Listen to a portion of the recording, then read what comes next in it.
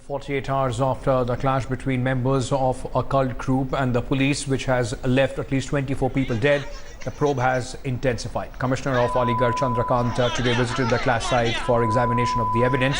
After speaking to the officials in the city, the top cop said probe will be focused on the reasons of lapses, prevention and sequence of incident. And almost 3 days after the high voltage clash, India Today gets you this exclusive ground report. Right now I'm inside Jawahar Bagh, and this is for the first time the police administration has allowed everybody to go inside, and you can see the extent of carnage that happened 3 days before when the police had an encounter with Ram Vriksha Yadav's cult, which was there, and in which more than 25 people were dead. These you can see that there are at least more than 10 to 15 vehicles which were completely burned, and they did not leave even a single trace. And as you can see, I mean, the extent of the damage which was done, and if I may ask my camera person to pan a bit and show you the extent of the damage which happened 3 days back here at Jawahar Bagh inside Mathura.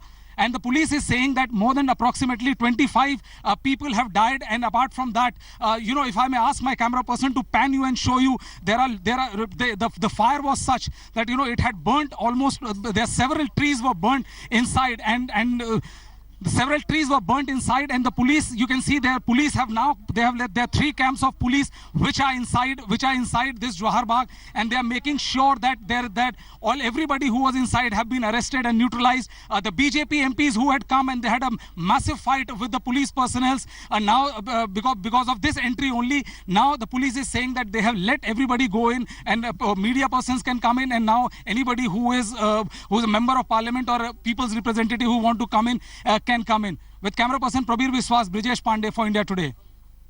Right now I'm standing at a spot which Ram Vriksha Yadav's cult used to have it as a canteen, and you can see the extent of damage which happened when there was a force which tried to evacuate them post a high court order, and the whole area was burned. LPG cylinders were used to explode things, and the police and the Ram Vriksha Yadav cult was making sure that no trace of evidence should be left behind for the police to recover. If I may ask my camera person to pan, you can see that there are slogans which are written here on the wall, which says Azad Hind Sarkar Zindabad, Jai Hind Subhash Andolan, Azad Hind currency, Bharatiya currency se len karo ya Bharat chodo. So it was very clear that this cult was indulging in, and the extent of damage very clearly shows that they were ready for a do or die battle with the police, and they had no intention whatsoever to evacuate or to listen to the police personnel or anybody's request. And you can see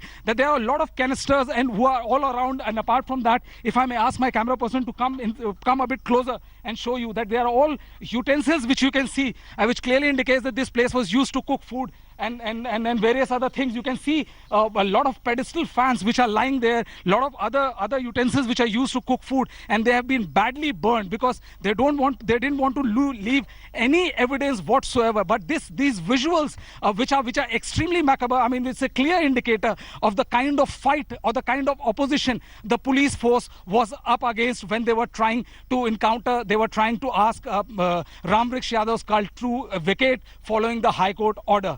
With camera person Prabir Biswas, Brijesh Pandey for India Today in Mathura. Let me go across to my colleague Brijesh Pandey, who has sent us those ground reports from Mathura. Brijesh, now it seems that after the violence, the criticism of the police and the state government, even after 3 days, the politics over this entire issue is not dying down. Who let Mathura burn will be answered later, but as of now, every political party trying to make a beeline to earn brownie points there. Oh, absolutely. I mean, the Jawahar Bagh Udyan has literally turned into a tourism spot for all political parties concerned, and everybody is looking at the bigger picture, which is Uttar Pradesh election in 2017.